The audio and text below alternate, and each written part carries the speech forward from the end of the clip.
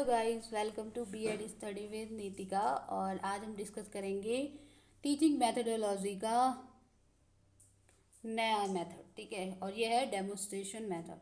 Demonstration method का मतलब क्या होता है? प्रदर्शन विधि। ठीक है, जिसके अंदर हम क्या करते हैं, बच्चे को एक ऐसा एक्सप्लेनेशन करवाते हैं जहाँ पर कि वो देख कर के सीख पाता है। ठीक है, जैसे हमने उसे कोई मॉडल दिखा दिया, प्रोजेक्ट्स दिखा दिए या चार्ट दिखा दिया।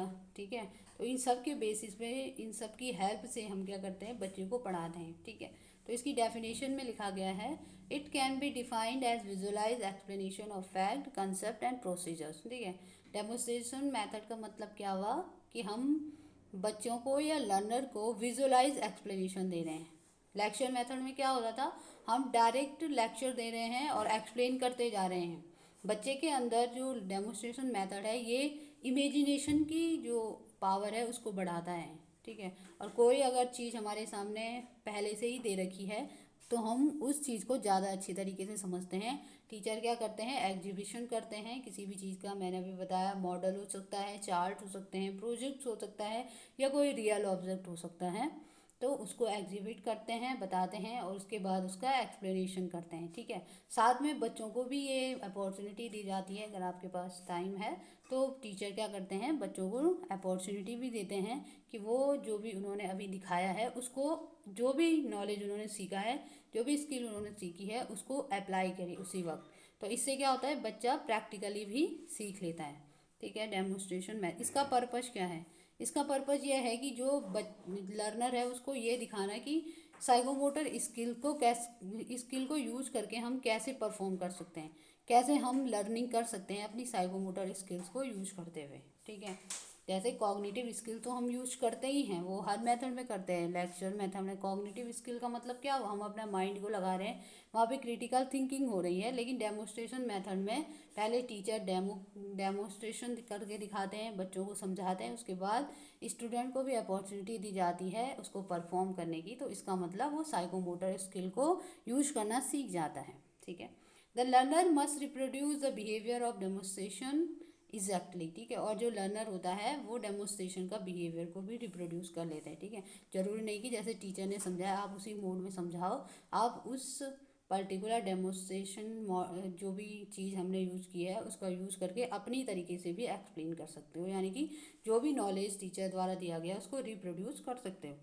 To show how thing occur and why. ठीक है, और बच्चों को ये भी दिखाना कि कोई भी चीज़ कैसे होती है और क्यों हो रही है। तो इन सब चीज़ों के लिए डेमोस्ट्रेशन मेथड यूज़ किया जाता है। एडवांटेज क्या है, बच्चे ऑब्जर्वेशनल लर्निंग सीखते हैं, यानी कि बच्चा ऑब्जर्व करके सीखता है। नेक्स्ट है कंक्रीट इलस्ट्रेशन। जब भी हम कोई इलस्ट्रेट करें किसी चीज़ को, तो उसके सामने, लर्नर के सामने कंक्रीट मटेरियल होगा जिसके बेसिस पर हम क्या करेंगे, इलस्ट्रेशन करेंगे। रिटर्न डेमोस्ट्रेशन बाय स्टूडेंट, और जो स्टूडेंट है वो रिटर्न डेमोस्ट्रेशन करेगा, यानी कि एक बार टीचर समझाएंगे, ऊपर वापस फिर रिटर्न में स्टूडेंट समझाएंगे। ठीक है, ये इस डेमोस्ट्रेशन मेथड का एडवांटेज है। और डिसएडवांटेज में क्या है कि देखो, जो डेमोस्ट्रेशन मेथड होता है, एक टाइम पे हम स्मॉल ग्रुप का ही पार्टिसिपेशन इसमें कर सकते हैं। ठीक है, अगर हम ये करें कि हम पहले खुद बता दें फिर वन बाय वन स्टूडेंट को बताने के लिए कहें, तो हो सकता है कि जैसे हमारे पीरियड्स होते हैं क्लास के कम टाइम के, तो अगर टाइम बाउंडेड हुआ तो फिर वहाँ पे हमें दिक्कत हो जाएगी।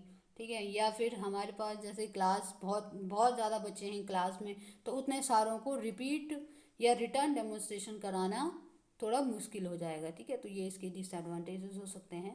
Keep student in passive situation. ठीक है, और जब तक टीचर बता रहे हैं तब तक तो बच्चों का कोई इंटरेक्शन नहीं हो रहा, तो एक तरफ से बच्चे क्या हो रहे हैं, पैसिव सिचुएशन में रह रहे हैं। ठीक है, कभी कभी क्या होता है, बच्चों की संख्या बहुत ज़्यादा होती है, लर्नर जो बहुत ज़्यादा होते हैं, तो ये संभव नहीं है कि हम उनसे बार बार रिटर्न डेमोस्ट्रेशन कराएं। तो टीचर आगे भी डेमो दे के चले जाते हैं या कोई चीज़ दिखा के चले जाते हैं, और फिर बच्चा क्या रह जाएगा, पैसिव सिचुएशन में रह जाएगा। जैसे मैंने लेक्चर मेथड में भी बताया था कि बच्चे को हमेशा एक्टिव रखना ज़रूरी होता है, और एजुकेशन हमेशा चाइल्ड सेंटर ही होनी चाहिए या लर्नर सेंटर होनी चाहिए। तो कहीं ना कहीं डेमोस्ट्रेशन मेथड में भी स्टूडेंट पैसिव सिचुएशन में रह लेता है। ठीक है, नेक्स्ट है एक्सपेंसिव।